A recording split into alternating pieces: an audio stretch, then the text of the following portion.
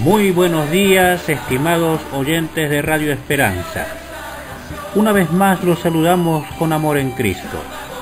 Hoy, como todos los sábados en este horario, la Iglesia Cristiana Evangélica Reformada, que se reúne en la calle Cornelio Saavedra 520, aquí en nuestra querida ciudad de La Consulta, pone al aire su programa radial Tiempo de Gracia, Día de Salvación.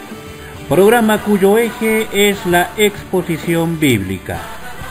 Hoy concluiremos con el tema que iniciamos el sábado anterior, la expiación de nuestro Señor Jesucristo. Nuestro querido hermano Henry Tolopilo terminará delineando por quienes realizó Cristo su perfecta y completa obra expiatoria allí en la cruz del Calvario. Si por alguna razón usted, estimado oyente, no tuvo la oportunidad de escuchar el primer mensaje de esta serie, puede entrar a nuestro Facebook y allí encontrará el audio del primer mensaje de esta serie que hoy concluirá. Al cierre de esta audición estaremos indicando cuál es nuestro Facebook. Ahora lo invitamos cordialmente, mientras escucha una melodía cristiana que pondremos al aire, a tomar su Biblia y sentarse en familia a escuchar atentamente lo que Dios tiene para decir. Inmediatamente después de la melodía cristiana, la exposición bíblica.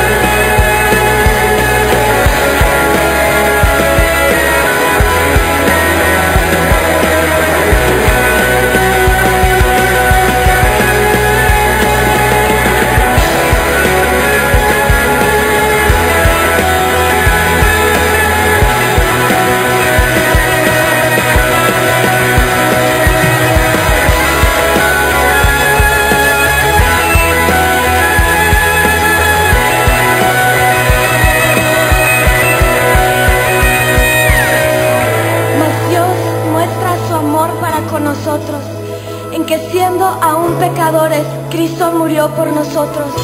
Pues mucho más, estando ya justificados en su sangre, por Él seremos salvos de la ira. Porque si siendo enemigos fuimos reconciliados con Dios por la muerte de su Hijo, mucho más, estando reconciliados, seremos salvos por su vida. Y no solo esto, sino que también nos gloriamos en Dios por nuestro Señor Jesucristo, por quien hemos recibido ahora la reconciliación.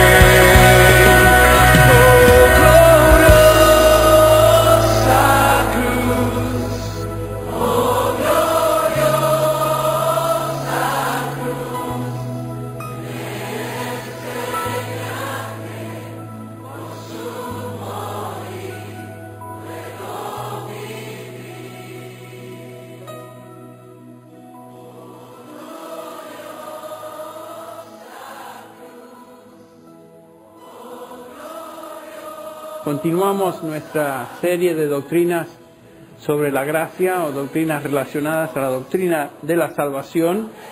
Estamos examinando la pregunta, ¿por quiénes vino Cristo a morir?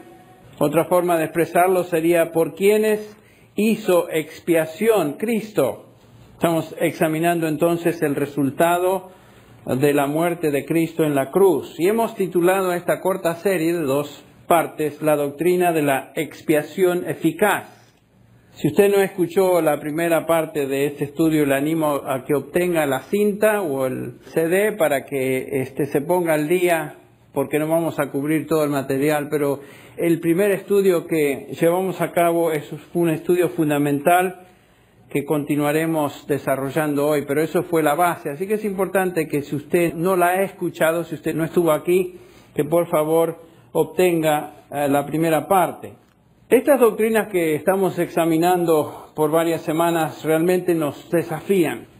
En cierto sentido, aunque las vemos, las observamos en la Escritura, nos confrontan con la realidad de la inescrutable e infinitamente de Dios. Para comenzar nuestro estudio de hoy, escuchemos las palabras de Jesús en Lucas 19:10. Donde dice Jesús, porque el Hijo del Hombre vino a buscar y a salvar lo que se había perdido. ¿Por qué vino Cristo? Bueno, Cristo vino a este mundo para rescatar a pecadores. Esa fue su misión. Su obra redentora en la cruz alcanzó a pecadores, por supuesto, antes de su venida, pecadores contemporáneos a Él y pecadores de generaciones futuras. Cristo vino a salvar a pecadores. Para salvar a los pecadores, entonces Dios se encarnó, Dios se hizo carne. Juan 1:14 nos enseña eso, y se entregó como sacrificio para pagar por los pecados de todos los que creen. En la cruz, Cristo satisfizo la ira de Dios. Él llevó sobre sí mismo la ira de Dios y redimió para sí un pueblo escogido por Dios. Vayan por unos minutos conmigo a Isaías capítulo 53, un buen punto para comenzar nuestro estudio bíblico. Este es un pasaje clásico en cuanto a la expiación en el Antiguo Testamento. Comenzando con el versículo 4 dice, ciertamente Él llevó nuestras enfermedades y cargó con nuestros dolores. Con todo, nosotros le tuvimos por azotado, por herido de Dios y afligido. Mas Él fue herido por nuestras transgresiones, molido por nuestras iniquidades.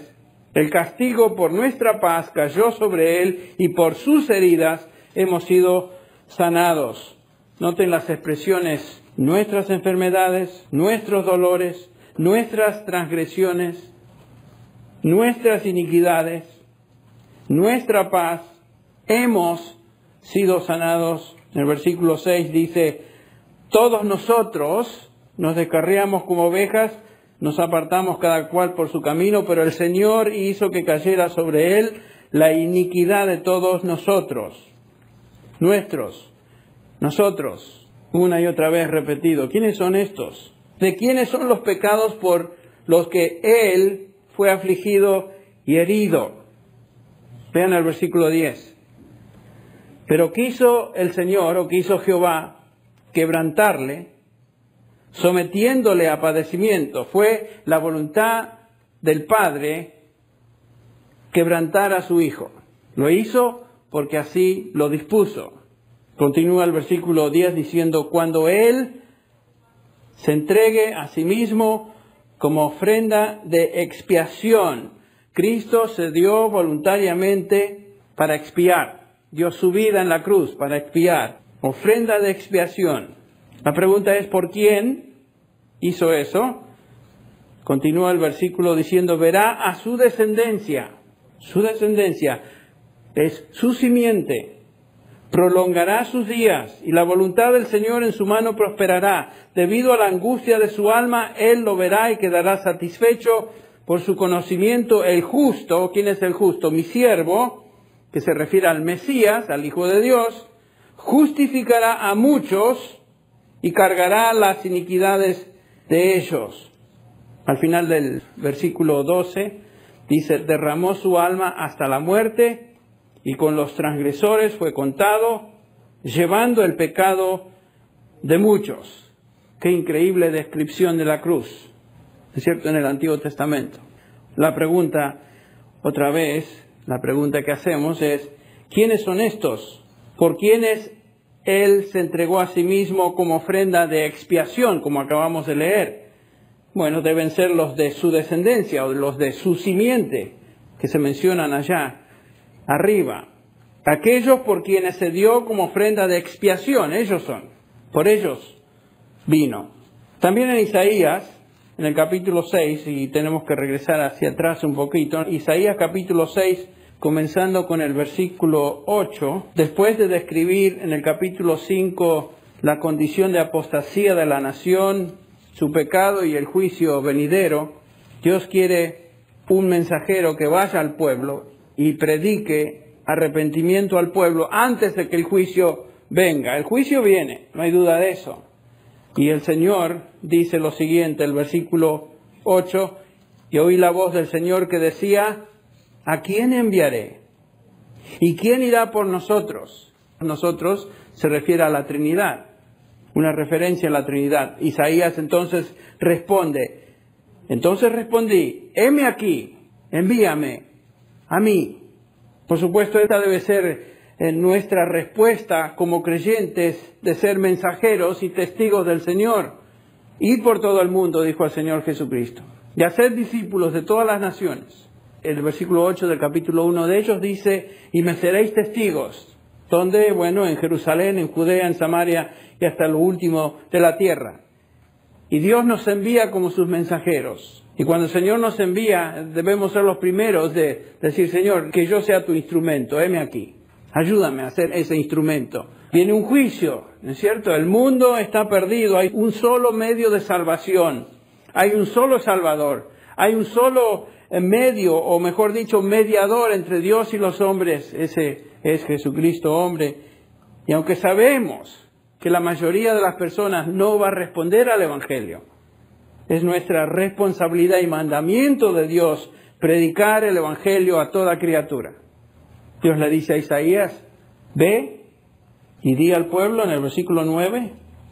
Noten lo que tiene que hacer Isaías. Escuchad bien, pero no entendáis. Mirad bien, pero no comprendáis. Haz insensible el corazón de este pueblo, endurece sus oídos, nubla sus ojos, no sea que vea con sus ojos y oiga con sus oídos y entienda con su corazón y se arrepienta y sea curado. Entonces dije yo, un poco desconcertado, Isaías, Señor, ¿hasta cuándo? ¿O hasta cuándo, Señor? Y él respondió, hasta que las ciudades estén destruidas y sin habitantes, las casas sin gente y la tierra completamente desolada, hasta que el Señor haya alejado a los hombres y sean muchos los lugares abandonados en medio de la tierra. ¡Qué increíble mensaje! Es así con la predicación del Evangelio, también hoy. La gran mayoría lo rechaza, pero nuestra misión es continuar predicando y anunciando y evangelizando. Y alguien dirá, bueno, pero ¿por qué hacer algo que aparentemente parece ser inútil? En el caso de Isaías y a veces en nuestro caso, noten el versículo 13, pero aún quedará una 10ª parte de ella, está hablando de la nación, y ésta volverá a ser consumida como el terebinto o la encina, cuyo tronco permanece cuando es cortado. Y noten ahí, la simiente santa será su tronco.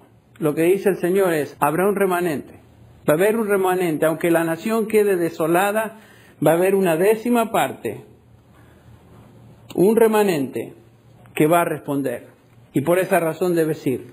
Esto es lo que el Mesías, el siervo de Jehová, vio allá en Isaías 53 que leímos, cuando dice que su alma fue satisfecha en el versículo 11, debido a la angustia de su alma, él lo verá y quedará satisfecho, dice.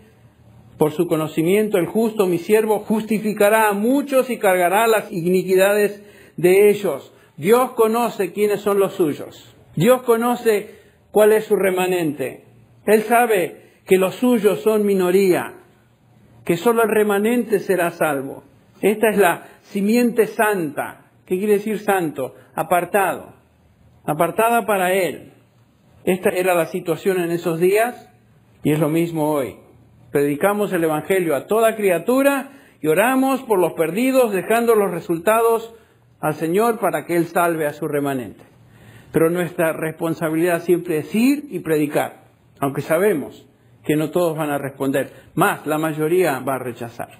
Él predicaba, en el caso, por ejemplo, de Pablo, ustedes recuerdan, tal vez no hubo en el Nuevo Testamento una persona que con tanta pasión y claridad nos enseña acerca de la elección del Señor, el hecho de que solamente el remanente será salvo. Y sin embargo, vemos ahí, por ejemplo, en Romanos 10:1, cuando él dice, hermanos, ciertamente el anhelo de mi corazón y mi oración a Dios por Israel es para su salvación. Pablo no tenía ningún problema en orar, pedir, interceder a favor de Israel y predicar el Evangelio.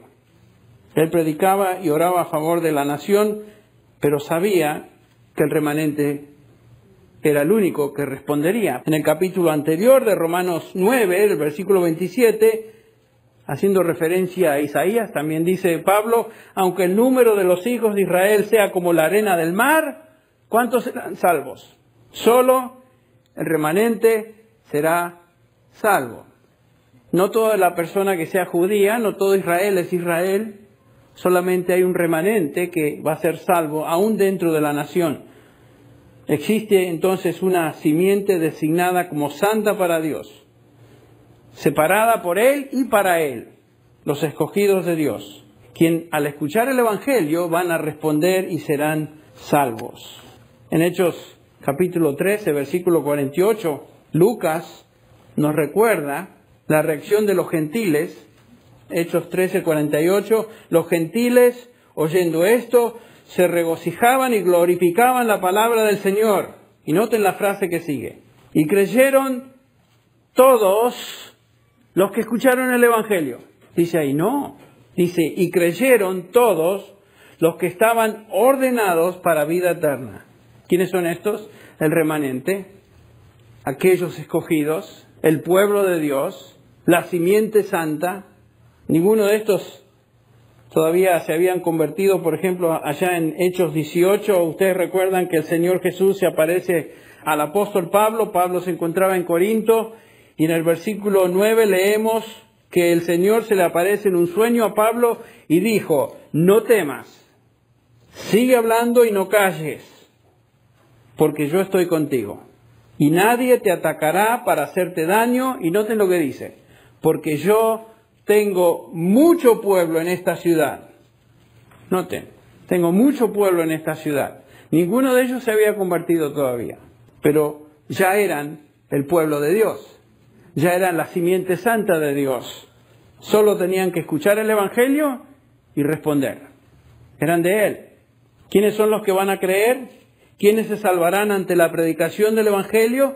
Aquellos que son la simiente santa, aquellos que son escogidos por Dios. Claramente lo enseña la Escritura.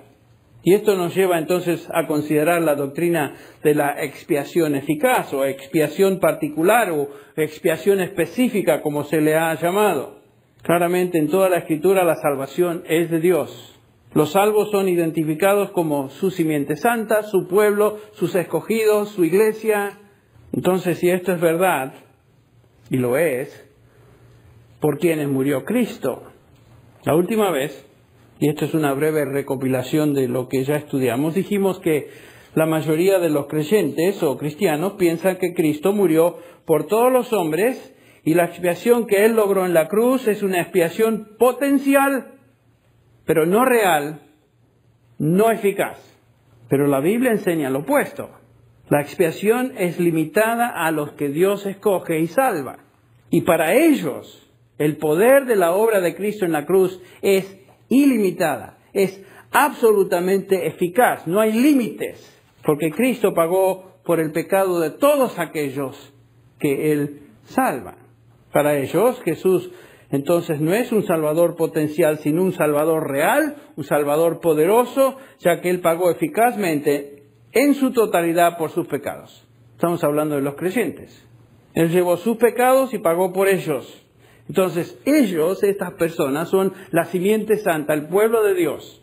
Esta realidad afecta entonces nuestro evangelismo. Afecta, sin duda, la forma en que presentamos el evangelio. La pregunta que cabe entonces es, ¿quién se lleva el crédito por tal salvación? Si está en las manos del pecador. ¿Es Dios o es el hombre? ¿Es mitad a Dios y el resto del hombre?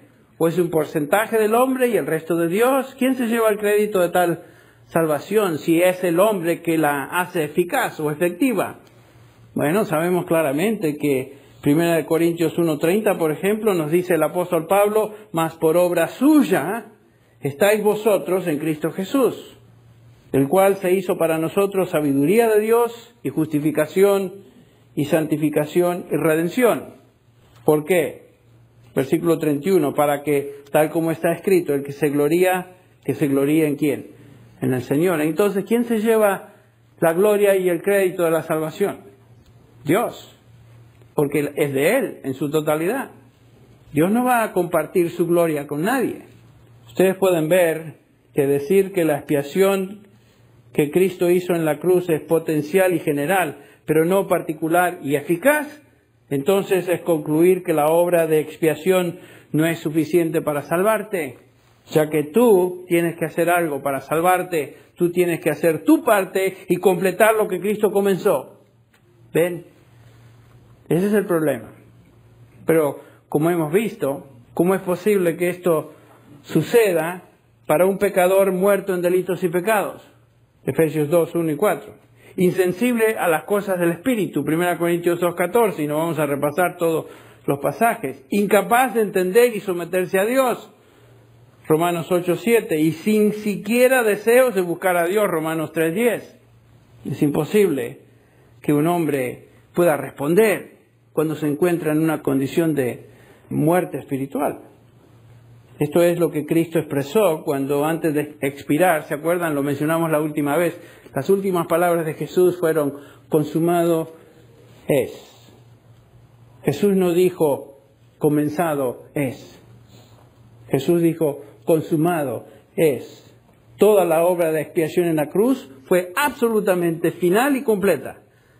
No hizo algo que Él comenzó para dejar el resto en las manos del pecador. Imposible.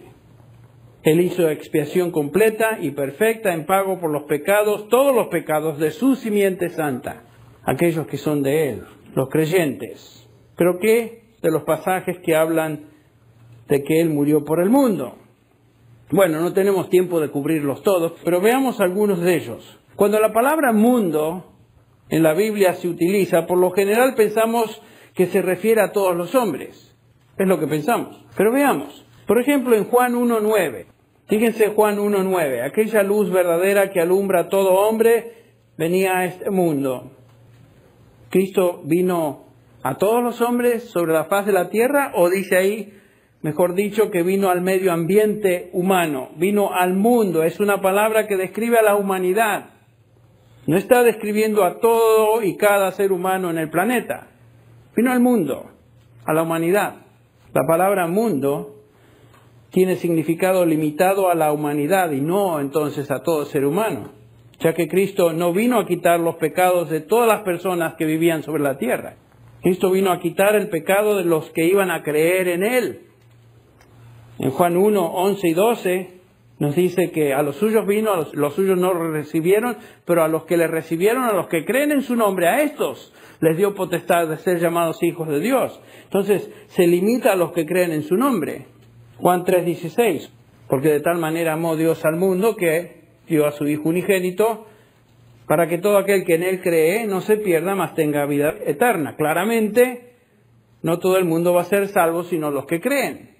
Dios amó a la humanidad, a todos los hombres, hombres en el sentido de toda la humanidad, hombres de todo linaje, de toda lengua, de toda nación. No hay límites. Cristo no vino simplemente a salvar a los judíos, vino a salvar a los hombres. Dios ama en un sentido general a todo el mundo y el Evangelio se ofrece a todos.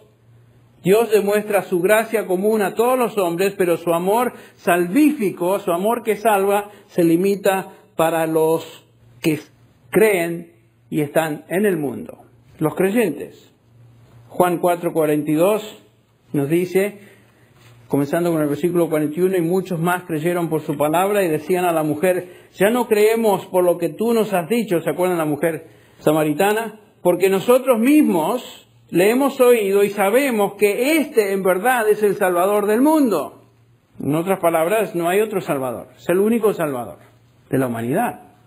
Juan está también dirigiéndose en sus epístolas a una audiencia primordialmente judía, por supuesto hostil a la idea de una salvación para los gentiles. Un Mesías que traería salvación al mundo era un concepto foráneo para los judíos.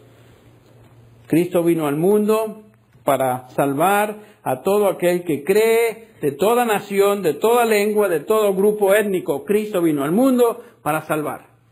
Y el mundo se refiere a la humanidad. Juan 14:22, otra ilustración de cómo esta palabra mundo tiene sus límites.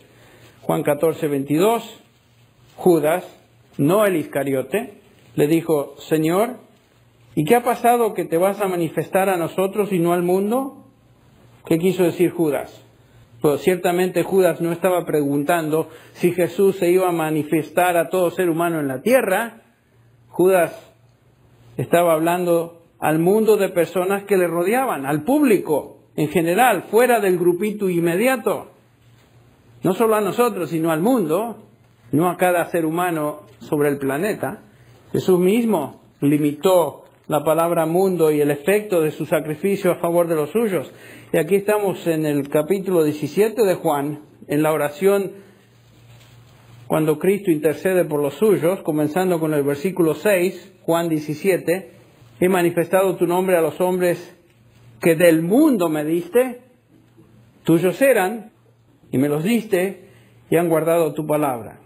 Noten el versículo 9, bajen al 9. Yo ruego por ellos, no ruego por el mundo, sino por los que me diste, porque tuyos son.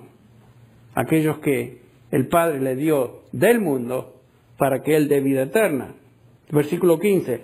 No ruego que los quites del mundo, sino que los guardes del mal. No son del mundo, como tampoco yo soy del mundo. Y acá la palabra mundo es una referencia al sistema humano dominado por el pecado y dominado por Satanás. Dice, ellos no son del mundo, como yo no soy del mundo. Jesús sabía que la palabra mundo tenía ciertos calificativos generales, refiriéndose a individuos más allá de Israel, de toda raza y de toda nación. En Hechos 15, estamos repasando los pasajes que nos enseñan acerca de esta palabra mundo y cómo entenderla. Hechos 15, Pedro se dirige ahora a sus compatriotas, a los judíos, y dice el versículo 7, y después de mucha discusión, Pedro se levantó y les dijo, varones hermanos, vosotros sabéis cómo ya hace algún tiempo que Dios escogió que los gentiles oyesen por mi boca la palabra del Evangelio y creyesen. Pedro le está diciendo, miren, no es solamente para ustedes judíos, es para todos los gentiles. Versículo 8, y Dios, que conoce los corazones, les dio testimonio dándoles el Espíritu Santo, lo mismo que a nosotros. Y ninguna diferencia hizo entre nosotros y ellos, purificando por la fe sus corazones. Y aquí Pedro está diciendo que Cristo vino a salvar no solamente a los judíos, sino a seres humanos de toda raza, de toda nación, los gentiles. Lo mismo está diciendo Juan en primera de Juan 2:2, y este es un pasaje muy interesante que muchos usan para decir que Cristo vino por todos o murió por todos, y esto es lo que el pasaje dice. Primera de Juan 2:2, y Él, hablando de Jesús, es la propiciación por nuestros pecados, y no solamente por los nuestros, sino también por los de todo el mundo. Otra vez, el uso de la palabra mundo. Juan era un apóstol, tenemos que recordar esto, un apóstol primordialmente para los judíos y se dirige a judíos, primordialmente. Entonces el punto de Juan en 1 Juan 2:2 es que el Evangelio no está limitado a un grupo de hermanos a los que él escribe, probablemente en su mayoría judíos. La palabra propiciación, hilasmos en griego, es una palabra muy fuerte que quiere decir satisfacción. Cristo satisfizo la justa ira de Dios, aplacó la ira de Dios sobre el pecado. Eso es lo que Él logró en la cruz. Juan está diciendo, no hay propiciación fuera de Jesucristo. No hay satisfacción de la ira de Dios fuera de Jesucristo. Él, Jesucristo, es la propiciación por nuestros pecados y por los pecados del mundo. Las personas de toda nación, de toda tribu, de todo linaje en el mundo. Es lo que está diciendo Juan. Otra interpretación nos lleva a concluir inevitablemente que todos en el mundo serán salvos. En otras palabras, estamos hablando entonces de salvación universal, lo cual jamás se encuentra en la Escritura. Ya que si ese es el caso, si es la propiciación para que todos los hombres sean salvos, entonces quiere decir que Dios no está enojado con nadie. Es la propiciación de todo. La palabra propiciación entonces es demasiado fuerte para decir que Cristo es la satisfacción potencial de los pecados de todos los hombres, ya que propiciar quiere decir quitar la ira de Dios sobre los pecados. El sacrificio de Cristo no propició o apaciguó la ira de Dios hacia todo ser humano, porque de otro modo entonces nadie sería condenado. Cristo no propició por el pecado de todos los hombres. Alguien dirá, bueno, Tolopilo, ¿qué acerca de un pasaje como 2 Corintios 5:19 que dice que Dios estaba en Cristo reconciliando consigo al mundo? ¿Qué quiere decir Pablo con reconciliar? Continúa diciendo el apóstol, no tomándoles en cuenta a los hombres sus pecados. Noten, esta no es una reconciliación potencial, sino real. Si Dios quita el pecado o no toma en cuenta el pecado, quiere decir que Dios perdona y que el pecador ya no está bajo condenación. ¿Pero quiénes son estos? ¿Son todos los seres humanos de la tierra? No, la palabra mundo entonces tiene que limitarse a los que creen, los que son de Él. En este mismo capítulo 5 de 2 Corintios nos habla el versículo 17 de las nuevas criaturas. Si alguien está en Cristo, si alguno está en Cristo, nueva criatura es. Ahí está la limitación. El versículo 21 nos dice que por nosotros lo hizo pecado para que nosotros fuésemos hechos justicia de Dios en Él. Otro pasaje que a veces se usa para enseñar la expiación potencial de todo pecador son aquellos pasajes donde encontramos la palabra todos. Y otra vez, no podemos cubrir todos estos pasajes, pero veamos rápidamente un par de ellos. Romanos 5:18 dice, así pues, tal como por una transgresión resultó la condenación de todos los hombres, así también por un acto de justicia resultó la justificación de vida para todos los hombres. Es cierto que por Adán, cabeza federal de la raza humana, el pecado entró, lo dice el versículo 12 de Romanos 5. ¿Por dónde entró el pecado? ¿Por quién entró el pecado en la raza? Por Adán. Y es cierto, y por el pecado de Adán, por tanto, como el pecado entró en el mundo por un hombre y la muerte por el pecado, así también la muerte se extendió a todos los hombres porque todos pecaron. El pecado entró por Adán y nos afectó a todos. a toda la raza humana. En el caso de Adán, todos fuimos afectados porque descendemos de él.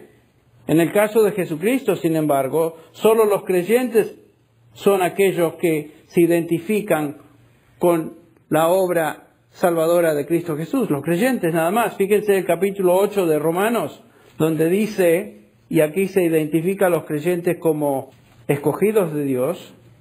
El punto que Pablo está subrayando es que por medio de la obra de un hombre, todos los que proceden de ese hombre son afectados por ellos. En el caso de Adán, todos fuimos afectados por su pecado. En el caso de Jesucristo, todos los creyentes somos afectados recibiendo la justicia de él. Noten el versículo 32 del capítulo 8 de Romanos. El que no escatimó a su propio Hijo, sino que lo entregó por todos nosotros, ¿cómo no nos dará también con él todas las cosas? ¿Quiénes son estos por los cuales el Señor se entregó? Los versículos 29 al 31 de este mismo capítulo nos habla de ellos, de estas personas, porque a los que de antemano conoció también los predestinó para ser conformes a la imagen de su Hijo, para que Él sea el primogénito entre muchos hermanos. Versículo 30. A los que predestinó, a estos también llamó. A los que llamó, a estos también justificó. A los que justificó, a estos también ¿qué? Glorificó. Entonces, ¿qué diremos a esto? Si Dios es por nosotros, ¿quién contra nosotros?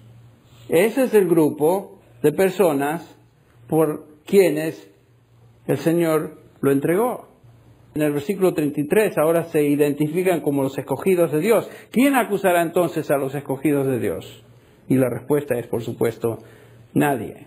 Nadie puede con éxito acusarles.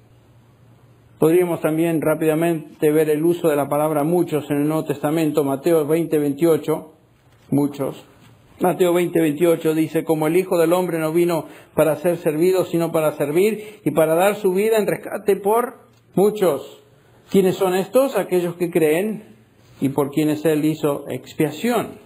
¿Quiénes son ellos? Su pueblo. Ustedes recuerdan el capítulo 1 de Mateo, cuando el ángel se aparece a José y le dice a José que le pondrán por nombre al Señor Jesús, y después nos da la razón, y dará a luz un hijo, dice el ángel, y le pondrás por nombre Jesús, porque Él salvará ¿a quién?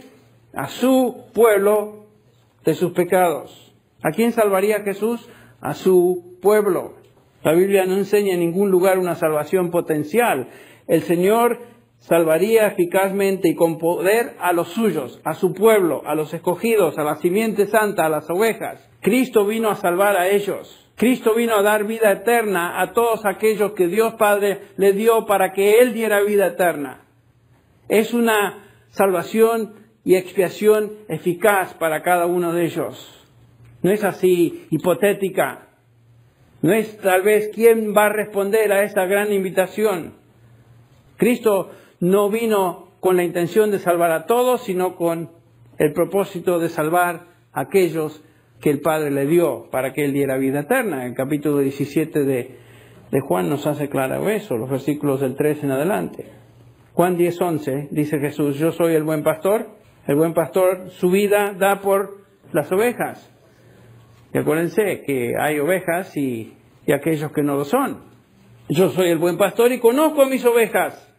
Y las mías me conocen, dice el versículo 14. Versículo 15. Así como el Padre me conoce y yo conozco al Padre y pongo mi vida por las ovejas. Doy mi vida por las ovejas. Cristo vino a dar su vida y redimir a sus ovejas, a los suyos, a su iglesia. Efesios 5:25. Pablo dice, maridos, amad a vuestras mujeres, así como Cristo amó a la iglesia y se dio a sí mismo, ¿por quién? Por ella. Cristo se dio a sí mismo por su iglesia, no se dio a sí mismo por todos. Cristo vino a redimir a los suyos, a esa simiente santa que ya vimos en el capítulo 53 de Isaías. ¿Por quién se dio el Señor? Por su iglesia. Jesús salvó y redimió a su iglesia. No fue su muerte en la cruz un sacrificio general para todos, sino un sacrificio particular y eficaz para los suyos. Es tan claro eso en el Nuevo Testamento. Pero por años nos ha vendido la idea y la noción de que Cristo vino a salvar a todos y su intención fue salvar a todos. No fue así.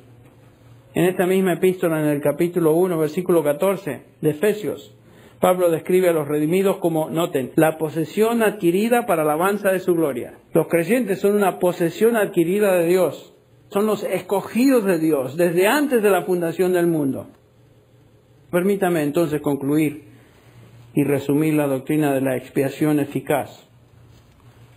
Y ustedes pueden ver, como mencioné la última vez, cómo todas estas doctrinas se interrelacionan la una con la otra. Las doctrinas de la gracia. La muerte de Cristo entonces en la cruz logró una expiación real, que fue la satisfacción completa de la ira de Dios sobre los pecados de su pueblo.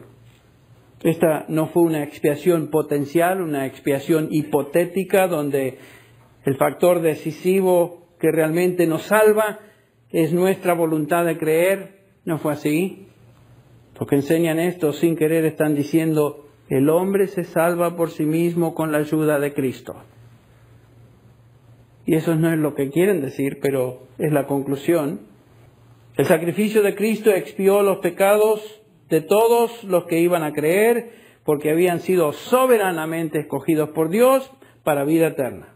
Eso es lo que enseña el Nuevo Testamento. La muerte de Cristo entonces fue particular, fue específica, fue eficaz a favor del pueblo de Dios. La salvación en su totalidad es la obra de Dios. Es el sacrificio de Cristo que logró la redención. No que su muerte hizo meramente posible la redención para que fuera hecha eficaz por el pecador. No fue así. Tenemos en la cruz una salvación segura, entonces un Salvador soberano que salva hasta lo último, que logra una reconciliación con Dios total y eterna, que perdona todo pecado y nos preserva para la gloria. Eso es lo que el Nuevo Testamento nos enseña. ¿Qué significa eso para ti, para mí, como cristiano? Bueno, en primer lugar, debe causar en nosotros gratitud inmensa, infinita, que todos nuestros pecados ya fueron perdonados y no dependió ni de ti ni de mí, sino de su gracia. Todos nuestros pecados fueron perdonados. En ese sentido quiere decir que su expiación fue ilimitada, perdonó todos nuestros pecados. En segundo lugar, esta realidad nos debe entonces motivar a predicar el Evangelio a toda criatura, sabiendo que hay un remanente santo de Dios, un pueblo de Dios, aún no redimido, que debe escuchar las buenas nuevas del Evangelio. ¿Quién irá? Dijo Isaías: Señor, heme aquí, envíame a mí, y aunque mi ministerio de predicar tu verdad va a ser rechazada, sin embargo, Señor, yo lo voy a hacer en tu nombre, sabiendo y estando seguros que hay un pueblo de Dios redimido, así como Jesús le dijo a Pablo: tengo mucho pueblo aquí, hablando de Corinto, y que el Señor nos utilice para traer muchas almas a Cristo, las almas que Él ya tiene en su mente y propósito redimir. Vamos a orar. Padre, te damos gracias en esta noche una vez más por tu palabra, en la cual, en un sentido incomprensible, en el sentido de que no podemos reconciliar ciertas cosas en nuestra mente y corazón, sin embargo, Señor, es lo que tú nos enseñas. Tú has revelado esta verdad. Te damos gracias, oh Padre Celestial, que la expiación, la obra de Cristo en la cruz del Calvario fue completa, fue absoluta, fue total. Él dijo: consumado es. Y todos nuestros pecados fueron allí clavados en la cruz de Cristo. Gracias, Señor, que su obra fue eficaz, no fue simplemente potencial. Y que aquellos que Él vino a salvar serán salvos, sin excepción, para siempre. Y te damos gracias, Señor, por esta verdad. Ayúdanos, Señor, a confiar, ayúdanos a vivir a la luz de la misma, y por sobre todas las cosas, Señor, danos el deseo de predicar este Evangelio a toda criatura. De tal manera, Señor, que aquellos que tú has propuesto salvar vengan al conocimiento de la verdad y sean redimidos. Padre Celestial, utilízanos a cada uno de nosotros para ser medios de evangelización y bendición y gracia a muchas personas. En el nombre de Jesús. Amén. Que Dios como tú, que perdona a su gente, que olvida el pecado de su remanente, que ha decidido olvidar y ha enterrado en el mar mis culpas. Que Dios como tú, que escogió liberarme, que olvida el enojo y se alegra de verme, y volverá a restaurar la gloria de su heredad. De Dios como tú, Jehová. De Dios como tú.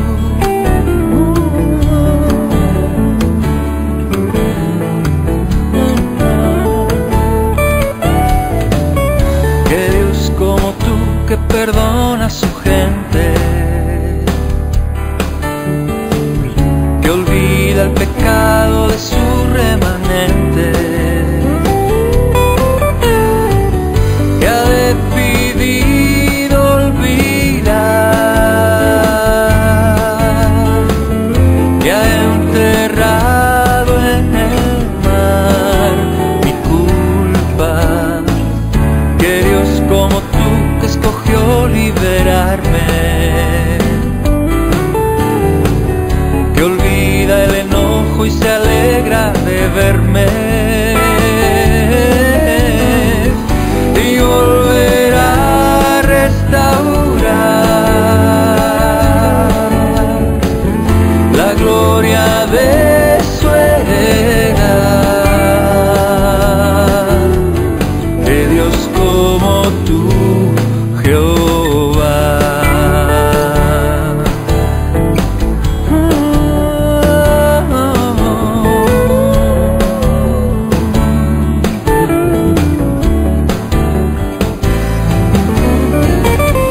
Y volverá a restaurar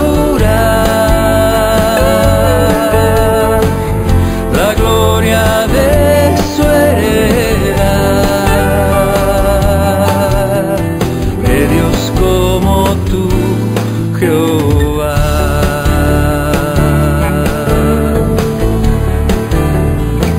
Na, na, na, na. Que Dios como tú, que escogió liberarme, que Dios como tú, que escogió liberarme, que Dios como tú, que Dios como tú. Una vez más, la palabra de Dios ha sido expuesta. Aquel que ha sido alcanzado por la gracia de Dios se goza en ella. No la discute ni la cuestiona. Estimado oyente, la expiación de nuestro Señor Jesucristo es perfecta y completamente eficaz en aquellos que Él mismo ha escogido para salvación. Si al escuchar la palabra de Dios caes en cuenta que hasta hoy has vivido engañado bajo un falso concepto de lo que es el Evangelio, el genuino Evangelio, el Evangelio que salva, el que procede únicamente de las Santas Escrituras y no es producto de conceptos humanos, y a la vez te sientes un perdido pecador que no merece sino la condenación eterna, es que Dios, estimado amigo, está obrando a través de su Santo Espíritu en tu vida y sin duda te quiere salvar. Acércate a Él, contrito y humillado, y plenamente confiado, pues Él ya perdonó tus pecados en la persona y la perfecta obra expiatoria de nuestro Señor Jesucristo allí en la cruz del Calvario.